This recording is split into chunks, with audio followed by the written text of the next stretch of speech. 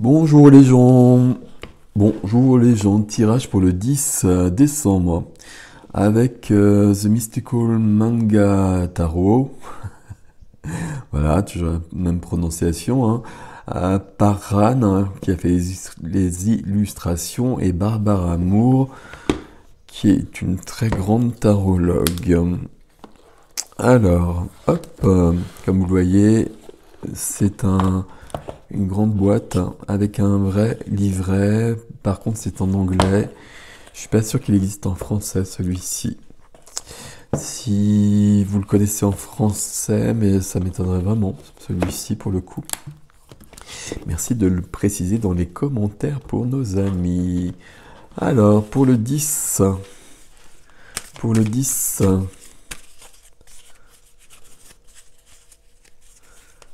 décembre. Hop. Alors non, il y en a deux qui sautent comme ça, d'une manière anarchique. Je m'y oppose fermement. Une carte, celle-ci, elle veut venir.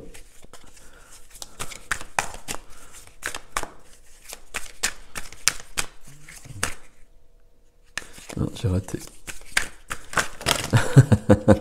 Alors, ok. Alors, du 8 de bâton. Et une troisième carte, s'il vous plaît. Voilà. Waouh. Et tiens donc. Alors, bah, j'ai plus de café. Pardon, excusez-moi. Vous les voyez ici. Ici, c'est le 10 de bâton, je me trompe pas. Le 10 de bâton. 10 de bâton, quand le 10 de bâton est là, on est un peu fatigué.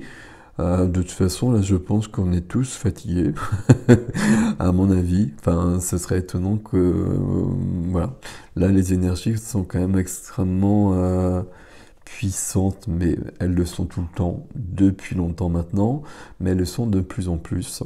Et là, on arrive vers des dates particulières qui plus est. Donc, épuisement, et puis on porte trop de choses encore. Donc on va toujours vers un allègement, ça c'est aussi un processus qui est en cours depuis longtemps de se débarrasser de tout ce qui n'est pas utile. Que ce soit d'un point de vue de nos héritages, de nos blessures, etc., où il faut de la guérison dessus.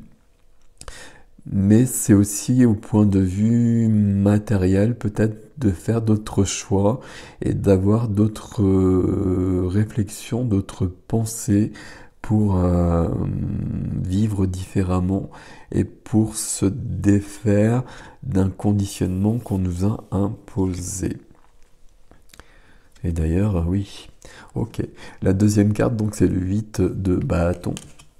Faut que j'arrête de dire ça comme ça. Le 8 de bâton, c'est assez rapide, le 8 de bâton ici. Ça peut être le cas malgré tout, même si on a l'ermite juste à côté. Le 8 de bâton ici, il y a peut-être cette notion de rapidité. J'aime pas que ce soit dans ce sens-là. Bon, je vais mettre dans ce sens-là. Le 8 de bâton, c'est de... Alors c'est là quand même, le 8 de bâton, c'est la communication avec les mondes à côté. C'est la communication avec nos guides, avec les autres plans, avec les défunts, peu importe. Mais ici, quand le 8 de bâton arrive, c'est bien qu'il y a quelqu'un à côté. Alors moi, je dis toujours quelqu'un, mais peu importe, vous comprenez, qui est en train de nous souffler des choses à l'oreille, qu'on n'entend pas, mais qu'on voit dans les synchronicités, pour nous aider, et peut-être pour nous montrer justement ce qu'on peut enlever dans notre vie, qui nous est pas utile, et qui nous freine, mais c'est pas que ça nous freine, c'est pas très grave que ça nous freine, mais ça nous courbe le dos surtout. C'est lourd, c'est lourd à porter, c'est lourd à vivre, et puis on peut s'en passer surtout. On peut vraiment s'en passer maintenant, on peut passer à autre chose.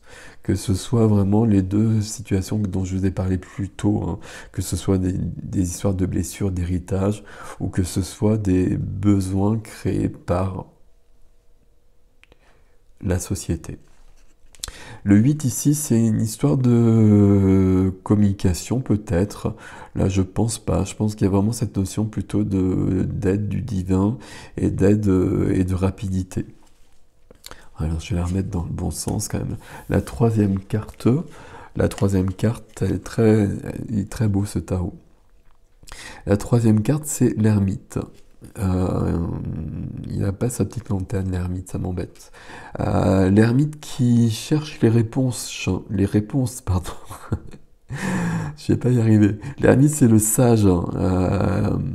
L'ermite, c'est le sage, c'est celui qui nous donne les réponses, c'est celui qui va s'isoler.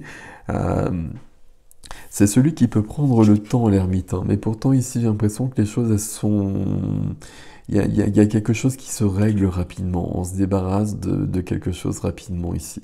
Parce que l'ermite a fait son boulot, à mon avis.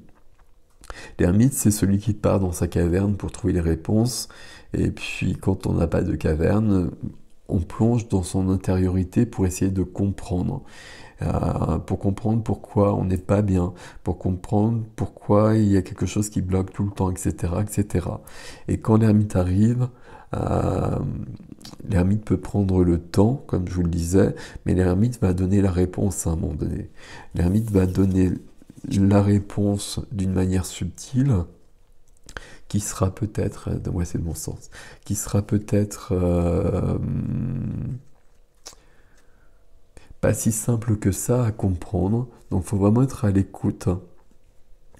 C'est dans ce sens-là, je vais les mettre. Et puis là, le travail de l'ermite, ça consiste vraiment à nous alléger, à alléger notre chemin, à pouvoir aller plus loin, à nous débarrasser d'un fardeau, à nous montrer qu'on s'est imposé quelque chose ou qu'on a hérité de quelque chose. Et je vais rester sur les deux possibilités. Et que là, on peut vraiment, de toute façon, par contre, s'en débarrasser. Et qu'on peut passer à autre chose. Et qu'on peut avancer dans la vie d'une manière beaucoup plus légère et beaucoup plus joyeuse, je vais le dire. Voilà, voilà pour ce 10. 10, hein, 10 et 10. Hein. Donc le 10, c'est toujours un nouveau départ, hein, c'est du 1 amplifié, donc 1 amplifié par le 0, pardon. Donc c'est toujours un nouveau départ.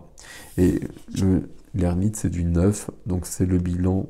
C'est lui qui est en train de réfléchir et qui va nous permettre ce nouveau départ avec la puissance du 8. Si on reste sur la numérologie, on a du 8, 9, 10.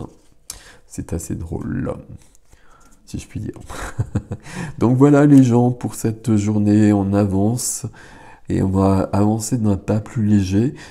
Il y a probablement une action à poser par contre pour se débarrasser de ces 10 bâtons que l'on porte, que cette jeune fille porte sur son frêle dos, si je puis dire.